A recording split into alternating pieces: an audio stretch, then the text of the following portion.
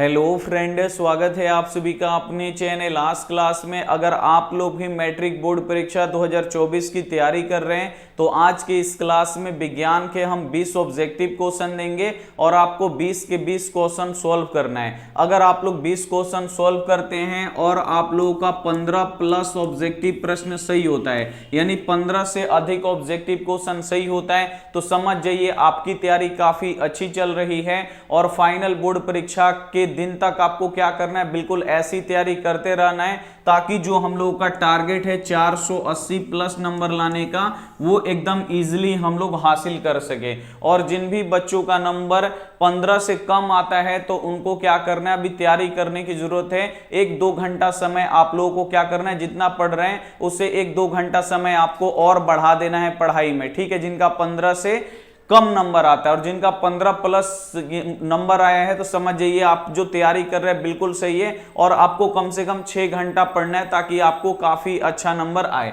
तो चलिए इस क्लास को हम लोग क्या करते हैं, शुरू करते हैं। 20 ऑब्जेक्टिव क्वेश्चन देंगे और आपको 20 के 20 सही करके दिखाना है। और जो भी बच्चे अभी तक व्हाट्सएप ग्रुप में नहीं जुड़े हैं, अगर उनको लाइव क्लास करना है तो आप हमारे व्हाट्सएप ग्रुप में जुड़ जाइए। व्हाट्सएप नंबर है हमारा 8789307304, ठीक है। ये व्हाट्सएप नंबर है, सेव करना है। सेव करके हमारे व्हाट्सएप पे आपको क्या करना है, व्हाट्सएप नंबर पे हाई लिखना है। इधर से वो लिंक जाएगा, लिंक को दबा के आपको ग्रुप में ज्वाइन हो जाना है। तो चलिए वो हम आपको 20 गो ऑब्जेक्टिव क्वेश्चन देते हैं, आप लोग सॉल्व करिए और अपने तैयारी को जांचिए कि आपकी तैयारी कैसी चल रही है। और लास्ट में आप लोग कमेंट करके जरूर बताइएगा कि आपका कितना सही हुआ है। तो पहला क्वेश्चन रहा ये आपके स्क्रीन पे, आप लोगों को क्या करना है, जल्दी से इसका आपको आंसर बताना है। पहला नंबर यहाँ पे क्वेश्चन है कि विद्युत शक्ति का एसआई मात्रक क्या होता है। यहाँ पे आपको विद्युत शक्ति का एसआई मात्रक बताना है, काफी ज्यादा इंपॉर्टेंट क्वेश्चन है। तो विद्युत शक्ति का एसआई मात्रक क्या होता है, वाट होता है। आप लोग लाइव चैट में आप लोग आंसर करते रहिए और आप लोग गिनते रहिए कि आपका कितना सही हुआ है। तो विद्युत शक्ति का एसआई मात्रक क्या होता है, वाट होता है। बल का एसआई मात्रक क्या होता है, अगर क्वेश्चन आ जाए कि बल का एसआई मात्रक क्या होता है तो बल का एसआई मात्रक क्या होता है, न्यूटन होता है। और विद्युत विभवांतर और विद्युत विभव का एसआई मात्रक क्या होता है तो वोल्ट होता है। इसे आपको याद रखना है, काफी ज्यादा इंपॉर्टेंट है। नेक्स्ट आप लोग क्वेश्चन देख लीजिए। अगला क्वेश्चन आप लोग देखिए 2 नंबर और आप लोग गिनते चलिए कि आपका कितना सही हुआ है। 2 नंबर यहाँ पे क्वेश्चन है कि लैक्टिक अम्ल किसमें पाया जाता है। अब आपको बताना है कि जो ये लैक्टिक अम्ल होता है, जो लैक्टिक एसिड होता है, ये किस में पाया जाता है। तो आपको याद रखना है ये दही में पाया जाता है। ए वाला आंसर यहाँ पे बिल्कुल इस हो जाएगा। अगर क्वेश्चन आ गया कि इमली में कौन सा अम्ल पाया जाता है तो इमली में टार्टरिक अम्ल पाया जाता है। और अंगूर में भी कौन सा अम्ल पाया जाता है तो अंगूर में भी टार्टरिक अम्ल ही पाया जाता है। नहीं, इमली अंगूर दोनों में टार्टरिक अम्ल पाया जाता है। सिरका में कौन सा अम्ल पाया जाता है तो सिरका में आपको याद रखना है कि एसिटिक अम्ल पाया जाता है। टमाटर में कौन सा अम्ल पाया जाता है तो टमाटर में ऑक्जेलिक अम्ल पाया जाता है। तो ये भी साथ में आपको याद रखना है, ठीक है। नेक्स्ट क्वेश्चन आप लोग देखिए, शुरू से लेकर अंत तक आप लोग सॉल्व कीजिए और अपने तैयारी को जांचिए। 3 नंबर क्वेश्चन है कि न्यूट्रॉन पे कौन सा आवेश रहता है। अब आपको बताना है न्यूट्रॉन पे कौन सा आवेश होता है। तो आपको पता होना चाहिए परमाणु के नाभिक में प्रोटॉन और यहाँ पे न्यूट्रॉन होता है, ठीक है। और जो इलेक्ट्रॉन होता है ये बाहरी कक्षाओं में क्या करता है, चक्कर लगाता है, ठीक है। तो इलेक्ट्रॉन पे कौन सा आवेश होता है तो आपको याद रखना है। अगर क्वेश्चन आ जाए कि इलेक्ट्रॉन पे कौन सा आवेश होता है तो आपको जवाब देना है कि इलेक्ट्रॉन पे ऋण आवेश होता है।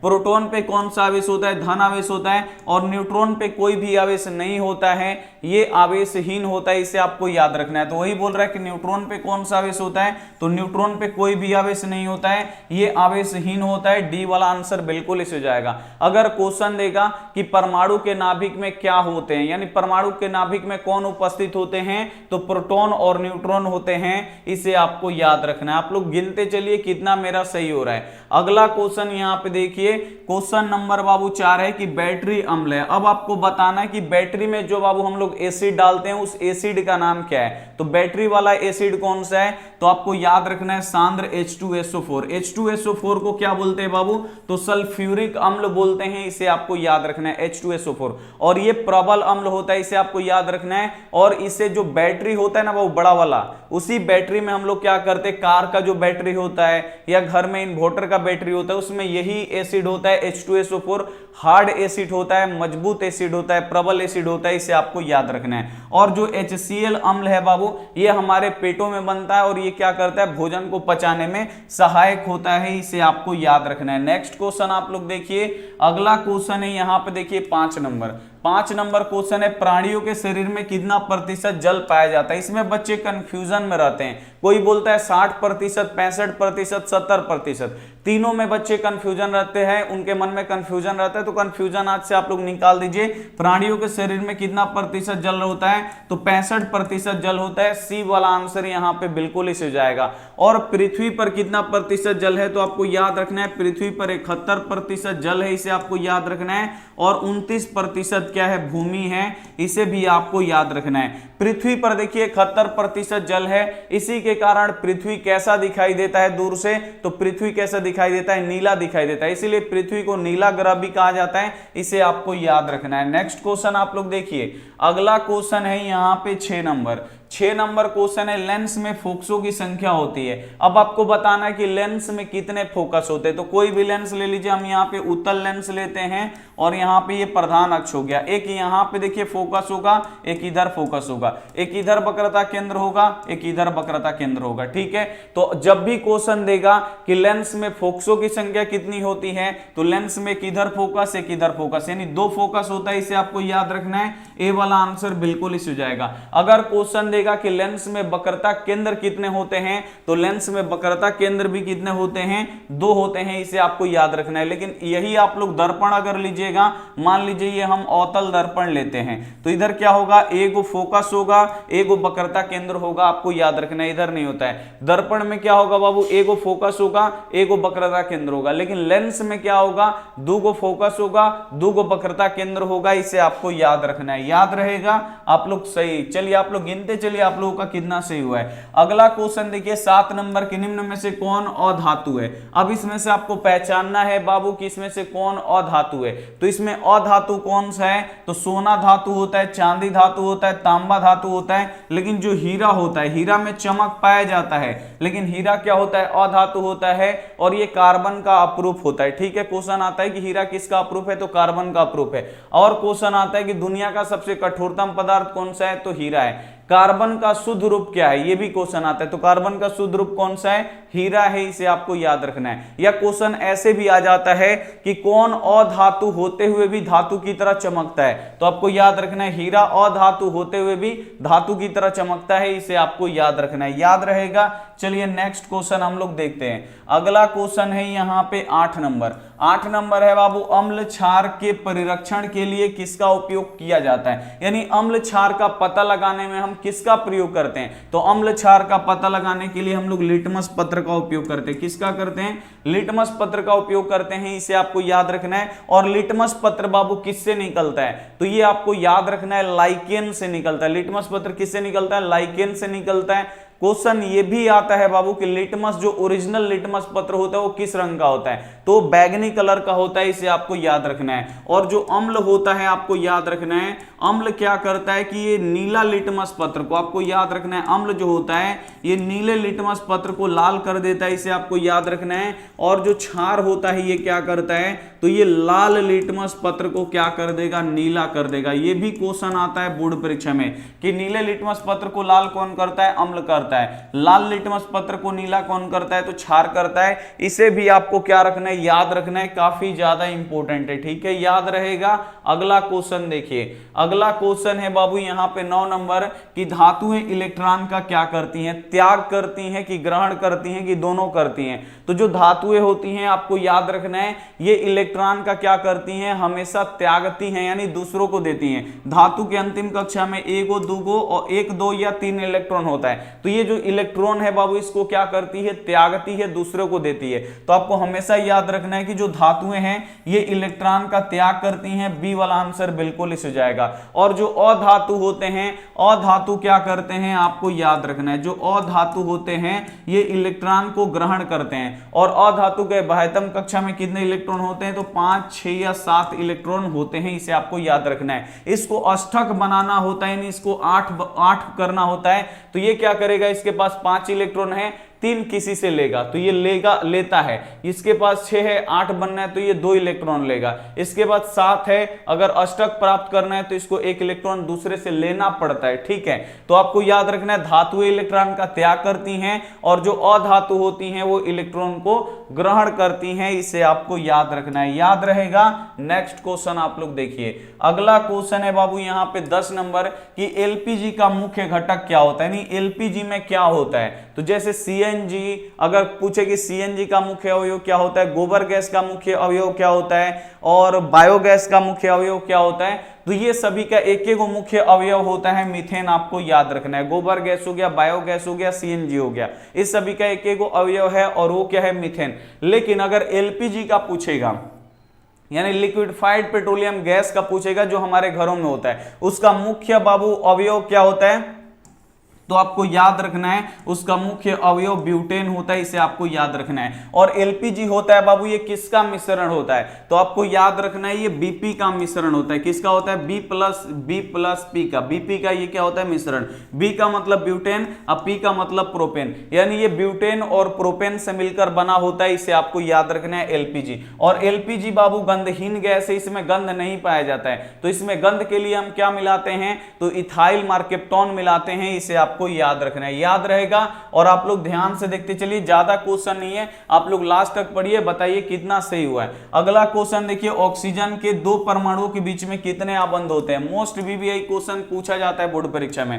हाइड्रोजन के बीच में पूछा जाता है, तो हाइड्रोजन के बीच में सिंगल बॉन्ड, ऑक्सीजन के बीच में डबल बॉन्ड, और यहाँ पे नाइट्रोजन और नाइट्रोजन के बीच में क्या होता है, ट्रिपल बॉन्ड होता है, इसे आपको याद रखना है एकदम 100%। तो ऑक्सीजन के 2 परमाणुओं के बीच में कितने आबंध होते हैं, तो 2 आबंध होते हैं, इसे आपको याद रखना है। बी वाला आंसर बिल्कुल इस हो जाएगा। अगर क्वेश्चन आता हाइड्रोजन के बीच में कितने आबंध होते हैं, तो सिंगल बॉन्ड होते हैं, और नाइट्रोजन के बीच में कितने होते हैं, तो ट्रिपल बॉन्ड होते हैं, इसे आपको याद रखना है, याद रहेगा। जल्दी से एक बार आप लोग बताइए। अगला क्वेश्चन देखिए, अगला क्वेश्चन है 12 नंबर की, निम्न में से किसका उपयोग फल पकाने में किया जाता है। अब आपको बताना है कि इसमें से किसका उपयोग फल पकाने में हम करते हैं। तो किसका उपयोग फल पकाने में किया जाता है, एथिलीन का उपयोग फल पकाने में किया जाता है, इसे आपको याद रखना है। और जो एथिलीन है बाबू, क्वेश्चन आता है कि कौन सा हार्मोन गैस के रूप में पाया जाता है, तो आपको याद रखना है एथिलीन। जो एथिलीन हार्मोन है ये गैस के रूप में पाया जाता है, इसे आपको याद रखना है। दूसरा क्वेश्चन आता है कि पेड़ पौधों का वृद्धि हार्मोन कौन सा है, यानी लंबाई बढ़ाने वाला हार्मोन कौन सा है, तो आपको याद रखना है ऑक्सिन और जिब्रेलिन। ये क्या है बाबू, पेड़ पौधों की लंबाई बढ़ाने में सहायक होता है, इसे आपको याद रखना है। और पेड़ पौधों का वृद्धि रोधक यानी लंबाई बढ़ने नहीं देने वाला हार्मोन कौन सा है, तो आपको याद रखना है एब्सिसिक एसिड, इसे आपको याद रखना है। पेड़ पौधों की पत्तियां कौन बाबू झड़ा देता है, तो एब्सिसिक एसिड झड़ा देता है, इसे आपको याद रखना है, ठीक है। नेक्स्ट क्वेश्चन आप लोग देखिए, अगला क्वेश्चन है बाबू 13 नंबर। 13 नंबर क्वेश्चन काफी ज्यादा इंपॉर्टेंट है कि खुला परिचरण तंत्र पाया जाता है, मोस्ट वीवीआई क्वेश्चन है।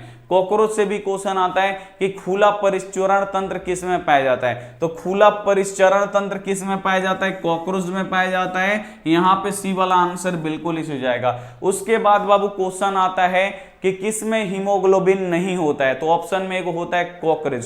तो आपको याद रखना है कि जो कॉकरोच होता है इसमें हीमोग्लोबिन नहीं होता है, इसीलिए जो कॉकरोच का खून होता है वो लाल नहीं होता है, कॉकरोच का खून कैसा होता है, व्हाइट होता है, आपको याद रखना है। तो ये क्वेश्चन आता है कि किस में हीमोग्लोबिन नहीं होता है, तो कॉकरोच में हीमोग्लोबिन नहीं होता है। अगर कॉकरोच में हीमोग्लोबिन होता तो उसका खून लाल दिखाई देता है, इसे आपको याद रखना है। अब कॉकरोच से बाबू एक और क्वेश्चन आता है, कॉकरोच से ये क्वेश्चन आता है कि कॉकरोच में कितने श्वास रंध्र पाए जाते हैं, कितने जोड़ी श्वास रंध्र पाए जाते हैं, ये क्वेश्चन आता है। तो कॉकरोच में 10 जोड़ी श्वास रंध्र पाए जाते हैं, इसे आपको याद रखना है। कितने, 10 जोड़ी पाए जाते हैं, इसे आपको याद रखना है, मोस्ट वीवीआई क्वेश्चन।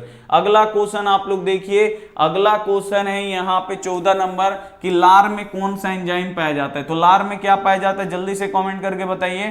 तो लार में बाबू आपको याद रखना है कि लार में आपका यहाँ पे टाइलिन पाया जाता है। लार में कौन सा एंजाइम पाया जाता है? टाइलिन पाया जाता है। सी वाला आंसर यहाँ पे क्या हो जाएगा? बिल्कुल एकदम आप लोगों का राइट आंसर हो जाएगा। दूसरा क्वेश्चन आता है कि लार जो हमारे मुंह से निकलता है बाबू, तो हमारे मुंह में कितनी जोड़ी लार ग्रंथियां पाई जाती हैं? तो हमारे मुख में कितनी जोड़ी लार ग्रंथियां पाई जाती हैं? तो आपको याद रखना है 3 जोड़ी लार ग्रंथियां पाई जाती हैं। और लार का पीएच मान कितना होता है? तो 5.5 होता है। इसे आपको याद रखना है, काफी ज्यादा इंपॉर्टेंट है। नेक्स्ट क्वेश्चन आप लोग देखिए, अगला क्वेश्चन देख लीजिए। अगला क्वेश्चन है यहाँ पे 15 नंबर क्वेश्चन है कि वास्तविक प्रतिबिंब हमेशा कैसा होता है, यानी जो वास्तविक प्रतिबिंब होता है ये आपको बताना है कि वास्तविक प्रतिबिंब कैसा होता है। तो वास्तविक प्रतिबिंब आपको याद रखना है कि हमेशा वास्तविक प्रतिबिंब कैसा होता है, इधर नहीं इधर।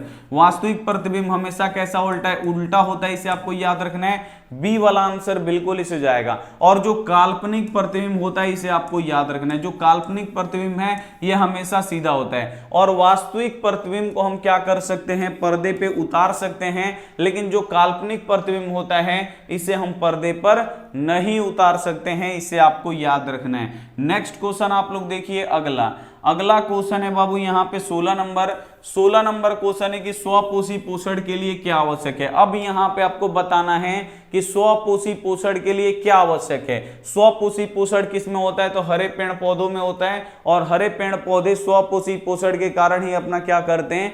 भोजन बनाते हैं, यानी प्रकाश संश्लेषण की क्रिया के द्वारा अपना भोजन बनाते हैं। और उसमें किसका उपयोग करते हैं? क्लोरोफिल। क्लोरोफिल कहाँ पे होता है? तो पेड़ पौधों की पत्तियों में होता है। और क्लोरोफिल के कारण ही जो पेड़ पौधों की पत्तियां होती हैं वो हरी दिखाई देती हैं। दूसरा सूर्य के प्रकाश का उपयोग करता है। तीसरा कार्बन डाइऑक्साइड का उपयोग करता है। यानी इनमें से सभी का उपयोग होता है। डी वाला आंसर बिल्कुल इसे जाएगा। स्वपोषी पोषण के लिए क्या आवश्यक है? तो इनमें से सभी आवश्यक है, इसे आपको याद रखना है। नेक्स्ट क्वेश्चन आप लोग देखिए।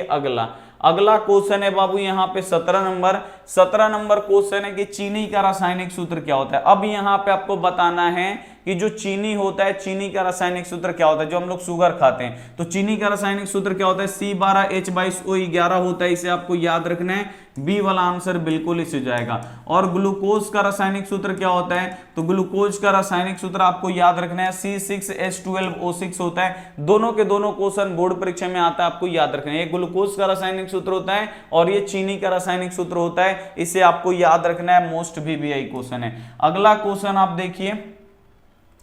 अगला यहाँ पे क्वेश्चन है 18 नंबर बाबू यहाँ पे क्वेश्चन है कि रक्त का पीएच मान कितना होता है, आपको बताना है। तो रक्त का बाबू पीएच मान कितना होता है? तो आप लोगों को याद रखना है कि रक्त का जो पीएच मान होता है 7.4 होता है। सी वाला आंसर यहाँ पे बिल्कुल ही हो जाएगा। दूसरा क्वेश्चन बाबू आता है कि रक्त कितने प्रकार के होते हैं? तो रक्त 4 प्रकार के होते हैं। WBC, RBC, प्लेटलेट्स और प्लाज्मा, आपको याद रखना है। तो जो RBC होता है बाबू, क्वेश्चन आता है कि RBC का जीवन काल कितने दिन का होता है? तो 120 दिन का होता है। WBC का जीवन काल कितना दिन का होता है? तो 12 से 20 दिन का होता है, इसे आपको याद रखना है। तीसरा क्वेश्चन आता है कि रक्त कहां पे बनता है? तो रक्त हमारे बोन मैरो में बनता है, इसे आपको याद रखना है, जिसे अस्थि मज्जा बोला जाता है, इसे आपको याद रखना है। और रक्त का कौन सा पार्ट खून को थक्का बनाता है? तो आपको याद रखना है प्लेटलेट्स। जो प्लेटलेट्स है ये रक्त को क्या करता है? क्लॉटिंग करता है, इसे आपको याद रखना है। और रक्त किसके कारण से लाल दिखाई देता है? तो जो रक्त है वो हीमोग्लोबिन के कारण से लाल दिखाई देता है। अगला क्वेश्चन यहाँ पे देखिए। अगला क्वेश्चन है यहाँ पे 19 नंबर, केंचुआ किस अंग से श्वसन करता है। अब आपको बताना है कि जो केंचुआ होता है ये किस अंग से अपना श्वसन करता है। तो जो केंचुआ होता है आपको याद रखना है ये त्वचा यानी स्किन से श्वसन करता है। सी वाला आंसर यहाँ पे बिल्कुल इसे जाएगा। क्वेश्चन बाबू मेरे ये भी आता है कि उभयलिंगी जंतु कौन होता है। तो उभयलिंगी जंतु कौन होता है? तो क्वेश्चन आएगा कि उभयलिंगी जंतु कौन है? तो केंचुआ है। अब उभयलिंगी जंतु किसे बोलते हैं? तो आपको याद रखना है कि जिसमें दोनों लिंग उपस्थित होते हैं उसे उभयलिंगी बोला जाता है, इसे आपको याद रखना है। नेक्स्ट क्वेश्चन आप लोग देखिए। अगला क्वेश्चन और आज का अंतिम क्वेश्चन देखिए 20 नंबर क्वेश्चन है कि कौन सा अधातु कमरे के ताप पर द्रव होता है। अब यहाँ पे आपको बताना है कि वो कौन सा अधातु है जो कमरे के ताप पर द्रव होता है। तो आपको याद रखना है, अधातु पूछा गया है और धातु भी पूछा जाता है, दोनों आपको याद रखना है। तो कौन ऐसा अधातु है जो कमरे के ताप पर द्रव के रूप में पाया जाता है? तो आपको याद रखना है ब्रोमीन। ब्रोमीन एक ऐसा अधातु है जो कमरे के ताप पर द्रव के रूप में पाया जाता है, इसे आपको याद रखना है। अगर धातु बोले कि कौन ऐसा धातु है जो कमरे के ताप पर द्रव के रूप में पाया जाता है तो पारा और ये दोनों के दोनों क्वेश्चन बोर्ड परीक्षा में पूछे जाते हैं, इसे आपको याद रखना है। अब यहाँ पे 20 क्वेश्चन हम आपको दिए थे और आप लोगों को अब बताना है कि आपका 20 में से कितना सही हुआ। जल्दी जल्दी आप लोग कमेंट करके बता दीजिए जल्दी जल्दी। अगर मान लीजिए आपका 15 प्लस सही हुआ है, 15 से ज्यादा, 15 प्लस का मतलब क्या हुआ, 15 से अगर आपका ज्यादा 16, 17, 18, 19, 20 अगर इतना सही हुआ है तो आपकी तैयारी बिल्कुल सही चल रही है। बिल्कुल इसी लगन और मेहनत से आपको क्या करना है, तैयारी करना है और ज्यादा आपको मन लगा के तैयारी करना है कि फाइनल बोर्ड परीक्षा में आप लोग बहुत अच्छा नंबर लाएं, टॉपर भी बन जाए। और जिनका 15 से कम नंबर आया है, जान लीजिए जिनका 15 से कम नंबर आया है वो लोग क्या करेंगे बाबू, थोड़ा सा आप लोगों को और मेहनत करना है, पढ़ाई में थोड़ा सा और आप लोग मन लगाइए और ज्यादा आपको मेहनत करना है। पढ़ाई की जो सीमा है, घंटा है, उसे आपको क्या करना है और आपको बढ़ाना है। ठीक है,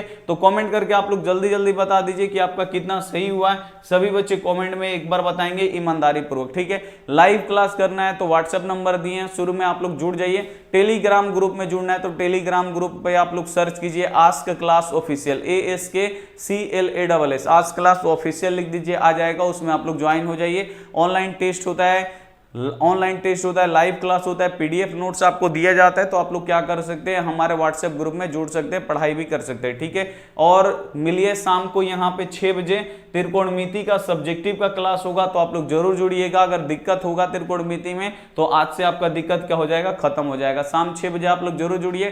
थैंक यू फॉर वॉचिंग, मिलते हैं अगली क्लास में, तब तक अपना ध्यान रखिए और वीडियो को लाइक कीजिए, अपने दोस्तों के पास शेयर करिए। आप लोग सभी देखिए, अगर आप लोग एक एक दोस्त को अगर आप लोग शेयर कीजिएगा ना, बहुत हो जाएगा हमारा हेल्प। अगर आपके पास स्कूल के फ्रेंड हैं और कोचिंग के दोस्त हैं तो एक एक बच्चा अगर स्कूल में जाके बोलेगा अपने दोस्तों से तो बहुत सारा हेल्प हो जाएगा। तो आपको क्या करना है, अपने दोस्तों के पास, अपने स्कूल में जो भी बच्चे हैं आपके, वो क्या करना है, उन लोगों को आपको शेयर करना है। हमारे तरफ से हमारे लिए आप लोग क्या कर दीजिए, एक बार शेयर कर दीजिएगा इस वीडियो को और उन लोगों से बोलिएगा कि ऑनलाइन पढ़ाई होता है, आप लोग भी पढ़ाई करिए। थैंक यू फॉर वॉचिंग, इतना आप लोग काम कर दीजिए। थैंक यू फॉर वॉचिंग, मिलते हैं अगली क्लास में, तब तक अपना ध्यान रखिए, मन लगा के पढ़ाई कीजिए। Take care and bye.